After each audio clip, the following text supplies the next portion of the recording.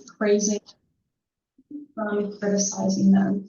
Dementia can make people feel quite insecure in their abilities, especially in the earlier stages, right? When they're aware of what's happening to them. So providing a lot of praise can go a long way because it can bring them comfort and it can bring them reassurance. And we don't want them to feel insecure in their abilities. So praise is a big one too. And that's tip 6. Okay, tip 7, this one's a really interesting one. It's one more communication strategy to keep in mind. And this has helped a lot of caregivers that I have, that I've told about. It's the ACE method. And another caregiver actually told me about this strategy in a support group a while ago. I loved it. I kept it with me ever since. This method is more focused on things we want to avoid when communicating with someone with dementia, because they can actually cause frustration, agitation, and sometimes even more confusion. So first, don't argue with them. They will always win the argument because in their minds, they're always right. Remember, we're living in their world. If you argue with someone with dementia, you have already lost the argument before it starts. You know, I'm sure you can all relate to that. They will always believe what they think and what they see and what they believe to be true. It's as if I said to you, my shirt isn't green, it's red. You're wrong. As much as you know my shirt is green. That's how much they believe their thoughts and their perceptions to be true. So arguing really will get you nowhere 99.9% of the time. It'll likely just heighten emotions, their emotions and your emotions. Second is not correcting them. We want to refrain from telling them when they're doing something wrong. Of course, within reason and taking safety into account, but you know, there was an example once, a caregiver told me his wife put away all the dirty dishes from the dishwasher into the cupboards. And he didn't say anything. He just fixed it afterward when she was asleep. And you know, that's the best thing to do, because telling them you did that wrong, that's wrong, they were dirty, you know, correcting that behavior again won't make them feel good. Or maybe if they're telling a story and it's not making sense, the best thing to do is just actively listen, just show interest. Because again, correcting them can make them feel embarrassed and self-conscious, and this stems from the realization that they may not be able to remember or understand things they once did, and we want to refrain from making them feel that way. Last, don't try to explain everything. We want to avoid explaining things to someone with dementia because they can't process and retain that information anyway. So frequent or detailed explanations can actually do the opposite of what we're trying to do. It can make them more confused and more frustrated. I like to think of it as if, you know, you were in a completely different country. Someone is giving you a detailed explanation of how to get somewhere, but it's in a completely different language that you don't understand. This isn't helpful, and it's probably going to make you more confused and more anxious, right? So giving someone with dementia a detailed explanation will likely have the same effect. That being said, we want to give simple explanations instead of, you know, because sometimes we do need to explain something. They don't want to take their medication. What do we say? We don't want to say, you need to take this medication because you have high blood pressure and this medication lowers your blood pressure, yada, yada, et cetera, et cetera. Instead, we want to say, the doctor wants you to take this, or the doctor said to take this, right? The simpler the explanation, the less they need to try to understand. I also like blaming the doctor in some situations. It makes it easier. They're more inclined to listen to what the doctor wants than what we want. Something else I want to say before we move on is that it is human nature to argue, correct, and explain. We, as humans, love to argue, correct, and explain, right? It's what we do naturally. So be patient with yourself here. It takes time to learn this new habit. And the caregiver who actually told me about this method also taught this method to family, friends, any visitors, any people that were communicating with the person she was caring for. And she said it made a world of a difference in keeping her loved one calm and understanding as much as she possibly could. So that's tip number 7. We want to go against human nature, no arguing, correcting, or explaining. I love that tip. I think it's a great one. Okay, tip number 8, before we move on to our next section, is remembering that it's not them, it's the disease. Now, this is somewhat related to how you communicate with them and also related to how you respond to them in general. When caring for someone with dementia, it's important to remind yourself that their behaviors are a result of the disease and not a result of the person that they are, the person that you know, right? If they don't remember your name, if they're getting angry with you or yelling at you, and they never used to do that, remind yourself that it's the illness speaking, it's not them. By separating the person from the disease, you can focus on caring for them and supporting them without taking their words or their actions as personally, right? Because that can be very hard on us emotionally. A caregiver had a trick that whenever her mom started getting angry with her, she would say, "Wow, Miss Dementia is really mad today," or something of the like. And this is not, it didn't only help her separate her mom from the disease, but it also helped her to take the anger less personally, and it brought some humor into it as well. So I like that too. Oh, relating to this, I wanted to quickly mention some of the top triggers for challenging behaviors in someone with dementia. Maybe it's anger, repeated questions, wandering, whatever it is. These behaviors often stem from confusion or fear, discomfort, so pain, fatigue, maybe they're hungry, maybe they're thirsty, a change in their environment or routine is a big one, any overstimulation, and difficulty communicating their needs. And I wanted to mention these because being aware of these can help you to assess what the underlying cause for their behavior is. Once we know what's causing it, we can better manage the behavior because we can target that cause, right? And again, we can take their behavior less personally. They're not yelling and angry because they don't like me or, I'm doing a bad job. They're angry and yelling because, they're tired. They didn't sleep well last night, or they're overstimulated because there's too many people in the room.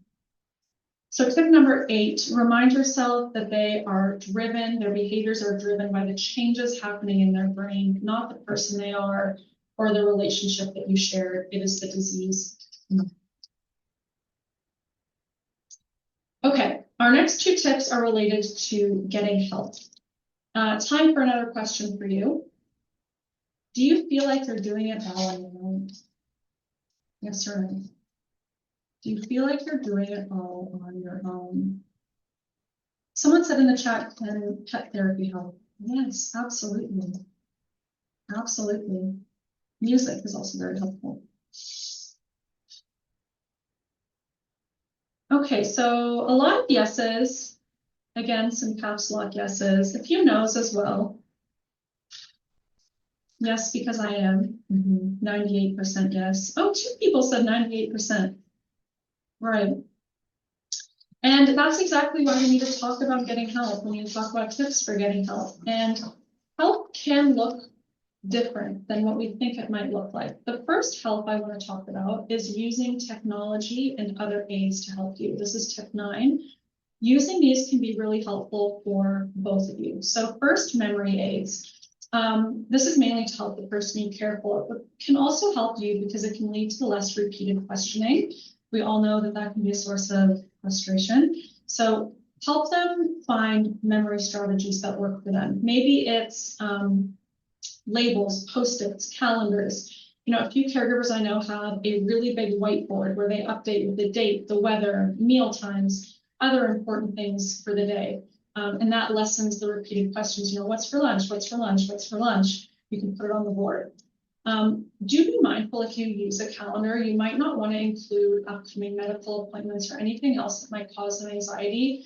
Because if you put in the calendar and 2 weeks from now you have a neurologist appointment, they might fixate on that and ask you about that until the date actually arrives. So it all depends on the person, but that's something to be mindful of with calendars. You can also put visual cues around the house to help them move around more easily. So, some people label important items like medication.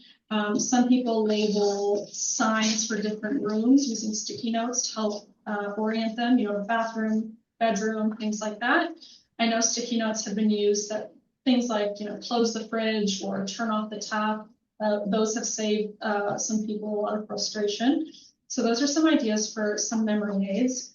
Now, more on the technology side, there are simplified devices. So simplified phones and simplified remotes.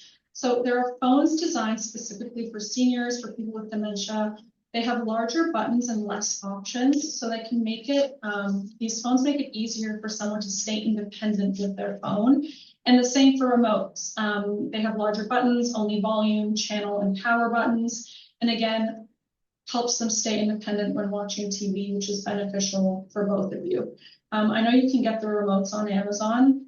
There's tons of places where you can get these. They're really accessible. Next is cameras. I briefly mentioned this in the home safety slide. It's one that helps a lot of people. It's something I wish I did. Installing cameras in kind of strategic locations around the house where the person you care for frequents the most can make sure they're safe and also provide you with a little bit of peace of mind. It lets you monitor them without being in the same room. I know some caregivers use them when they come to these webinars. So instead of getting out to check on them in the other room, they can just bring the monitor with them and check on them that way. Very helpful. Smart speakers. These are a little more techy. Things like the Alexa, the Amazon Echo are examples.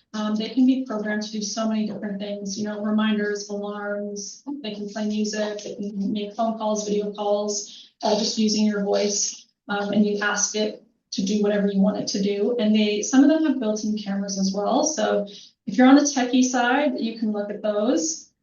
And last, GPS trackers, or, you know, if it's a watch, a tracker, or what is that Apple one? I always forget the name, AirTags, to track their location. It can be really helpful if the person you wanders. Again, just to give you peace of mind, if they happen to get out of the house, you can find them easily. So tip number 9, technology is our friend most of the time. Okay, on to tip number 10. Hear me out, because I know you hear this a lot, but it's never too early to get respite. It's so important to look for respite care early rather than waiting until you're feeling overwhelmed. It can take a long time to find respite that works for you. You know, it took us months to find a nurse and a care aide that my mom liked, that I liked, that actually did a good job. And at that point, I was really burnt out already. So starting early before you really need it is the best time to start. And for anyone who doesn't know, anything that gives you rest or relief from caregiving is considered respite. So lots of options, family and friends. Don't be afraid to ask people for help, even if it's just with, you know, picking up groceries, helping around the house, even just sitting with the person you care for and talking with them, just so you can get some time to yourself. One thing I will say is be specific when asking for help, because a lot of people want to help us and they're not exactly sure how to. So try to be as specific as possible. There's in-home respite care. This is another option. This is when professional caregivers visit your home to provide temporary care, so maybe 4 hours at a time. There's adult day programs. So these are facilities that offer structured daytime care, social activities, things like that. They usually offer full day and half day options. Many assisted living facilities offer short-term stays that can actually range from a few days to several weeks. That's something not many people are aware of, so that's another thing you can look into. And lastly, hospice care. If the stage of dementia is more advanced, I highly recommend you talk to your doctor about referring you for hospice. Similar to in-home care, but much more tailored, much more focused on symptom management. You know, there's a misconception that hospice is only for end-of-life care, but that's not the case. Some people are on hospice for a year, for 2 years. So please talk to your doctor about whether or not the person you're caring for would be eligible for hospice at this point, because it's a huge, huge help. If you're thinking about okay, that sounds great. How do I find these resources? Step 1 is always calling your local area agency on aging. Sometimes, depending on your state, it's called the Aging and Disability Resource Center. You can look up their contact on Google. Just type your state, then area agency on aging, call the number, tell them you're a caregiver, you're overwhelmed, you're burnt out, you need respite options, and they'll give you a whole list of local resources that are available to you. So that's tip number 10. And stick with me, I know we're at time, but we have one more tip that's related to giving yourself grace. And I'll quickly ask you this question. Can you type yes if you ever get frustrated or lose your patience? I think I know what to expect with this answer. Yes, yes, yes. Lots of caps, lots of exclamation marks. Yes, and then I feel bad. That's why we're talking about it. I don't think I saw one no in there. I don't think I saw one no in there. And I expected that because it's normal.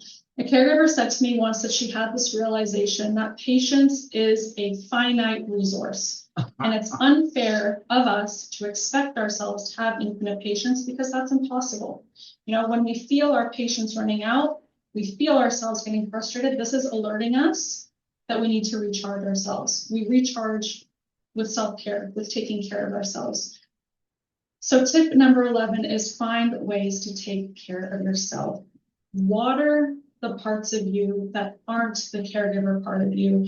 Try to stay connected to the parts of you that make you, you, your interests, your hobbies, your other relationships. You know, caregiving so easily becomes our entire identity. This happened to me. I didn't water any parts of myself. I completely lost myself in caregiving. And when my mom passed away, and I suddenly wasn't a caregiver anymore, I felt like I lost all my purpose because my whole purpose was caregiving. I felt like a shell of who I was before. And I was able to build myself up again, but it was so difficult and it took time and a lot of time. And I wish I had taken more time in caregiving to just find ways to take care of myself. I know it's hard, but it is possible. It'll look different for each of us, but it is possible. A helpful strategy I like to mention when I talk about self-care, if you guys have been to events before, you've probably heard me say this a million times, but it's the 5 minutes, 5 times a day technique. Pretty self-explanatory. You find 5 minutes, 5 times every day, or as many times as you can, to do any quick form of self-care, reading, meditation, breathing exercises, walking, listening to music. It's just a really good way to start self-care, and then you can kind of work your way up from there. Self-care is never selfish. It's essential. You know, I always say without self-care, caregiving is not sustainable. We just can't be a caregiver for a prolonged amount of time without self-care because we will physically and mentally break down. You know, do self-care to be the best caregiver you can be, but also do it for yourself because you deserve it. You deserve care too. Another important part of this is giving yourself grace. Caregiving is one of the hardest roles to take on. I think it's the hardest thing I'll ever do. And it's so natural to feel like you're not doing enough or that you should be handling things better. But it's so important to remember that you're doing your best, and that's quite literally all we can do. It's always good enough, even when things don't go perfectly, you know, especially when caring for someone with dementia. I've said it a few times today, but there's no handbook because everyone's different. Every day is different. You know, sometimes something that worked yesterday doesn't work today. Something that worked an hour ago doesn't work now. So really expecting yourself to know exactly what to do and exactly what to say all the time just isn't realistic because the dementia is in the control. We are not in control.